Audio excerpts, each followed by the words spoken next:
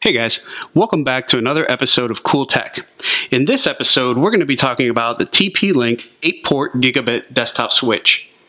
For those of you who may recall, in our first video that we uploaded, we talked about the Actiontec MoCA Adapter. Now, what this was utilized for is to use coax cable and then turn it into an Ethernet connection. For those of you who have a FiOS type connection or fiber optic internet source. So what we're going to do is I'm going to show you how this switch will enable you to turn one connection into 8 or 7 in this case. All right, so let's go ahead and unbox this baby. TP-Link offers some of the best quality and most affordable desktop switches around. You can get one of these for usually anywhere from about $15 to $30 roughly in that neighborhood. So let's see what this comes with. Go ahead and set this off to the side. We have our installation instructions, which are really fairly simple. As you can see, it really is self-explanatory. You really just connect it and go. There's no software modification or drivers or anything you need to install. This thing is pretty much plug and play. So we'll go ahead and set that aside. Let's go ahead and take a look. All right, so really nice. Now, one of the most satisfying parts of any unboxing, obviously, is peeling that plastic and getting that nice plasticky sound. Everyone loves that, especially with their Apple products. So it has a really nice shine to it. Looks really nice. And as you can see right here, we're going to get 8 different connections. This is going to allow us to connect up to 7 different devices at the same time, or make 7 different connections. The reason I say 7, because we have 8, is we're going to utilize one of these ports to connect from the MoCA adapter. So it'll go from this into one of these, and then this will give you up to 1 gigabyte speed per port. So it's actually a really good switch, and for the price you can't beat it. It comes with some mounting holes in the back, so if you want to fasten it or mount it to the back of something, it makes it really easy to do so.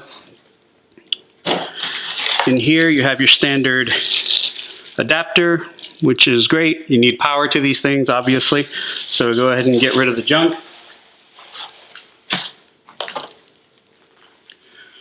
Now let me show you how this works. Move the box. When we have the MoCA adapter, it's really simple. So I'm going to show you and connect it as if we were going to connect it from your wall to this machine, to this connection. So you'll take any kind of cable or cable that comes in with it, coax cable, either one provided by your internet provider or also the one that comes with this package, which is a nice premium one. So the coax in connection right here, you're going to connect one end to this, just like so. Okay. The other end, this is going to go to the outlet or the receptacle in your wall. So wherever you have the cable connection, you'd connect this end, and that's pretty much it. Now, if you do have a set-top box, for those of you who may not be cord cutters like I am and are using cable boxes, this allows you to not interrupt that service. You can still connect from this box to your cable box. So your set-top box or your television, you can connect to it. However, in most cases, if you are a cord cutter, that's not necessary. I currently don't use this, but it is a really good setup if you needed that. All right, so now we have this. The next step is to take our Ethernet cables. Now, with the Ethernet cables, there's different kinds. What comes with this one is going to be Cat 5e, which is pretty good. There is Cat 6. You probably want to use the highest quality one that you can get. Cat 5 is okay. It's acceptable, but it's not going to give you the highest throughput or quality. So for this purpose, because we want to maximize the internet capabilities of this particular unit, we want to use the best quality one.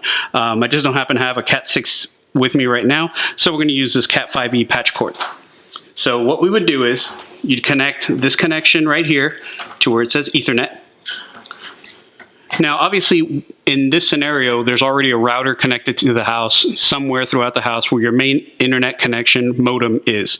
This is going to allow you to add internet connections to have hardwired connections anywhere throughout your house as long as there is a coax connection. Now, again, that works with most folks who have a FiOS type of connection. Other carriers may have that out there as well. Xfinity, I believe, has it as well. But I'm more familiar with FiOS connection, which is what we have. All right. So now what we'll do is, once we have this connected, sorry about that. These cables are really short and stiff. You would connect this to the wall and then power it up. You would connect the adapter to this for the power, which I'm not going to do that right now because I don't have it on me at the moment.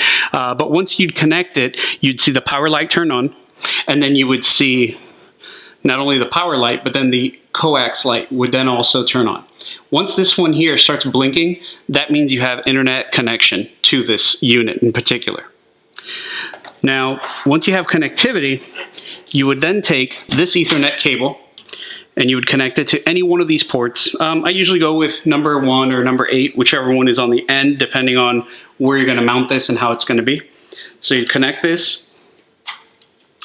You would obviously connect the power cable to it as well, and then give it about, I'd say, a minute or less, and then you'd see the lights start to light up, and it would have the different indicators that would show you that you have internet connectivity.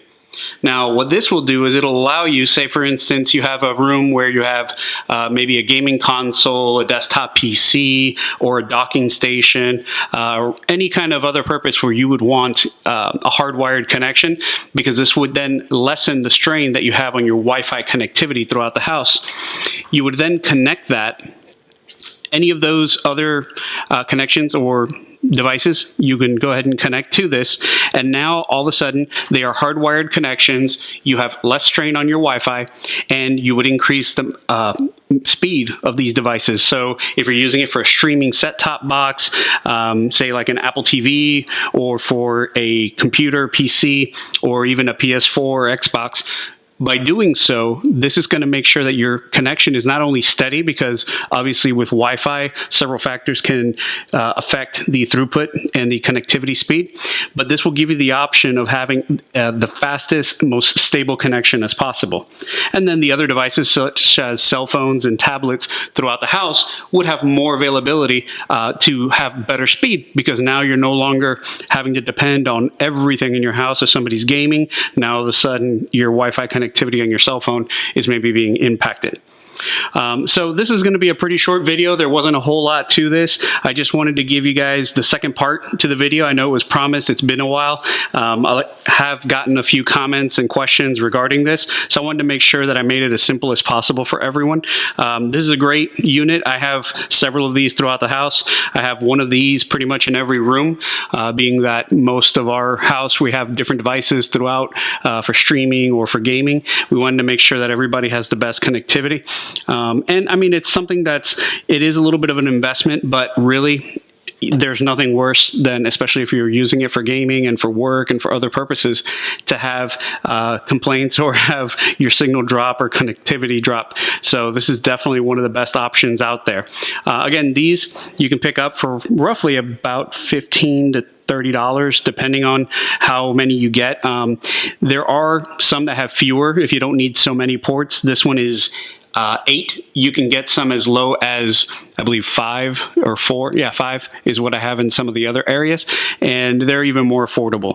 So I would definitely consider getting one of these. This is an unmanaged one, so it doesn't require any sort of networking. I mean, literally, it's plug and play. So I think you guys would really like that. So pretty much that's it. I really do appreciate you guys tuning in and leaving your comments and your likes and subscribing. Don't forget to smash the like button if you liked it. Please subscribe if you want to see more content. Once again, thank you guys. Really appreciate it. Till the next time.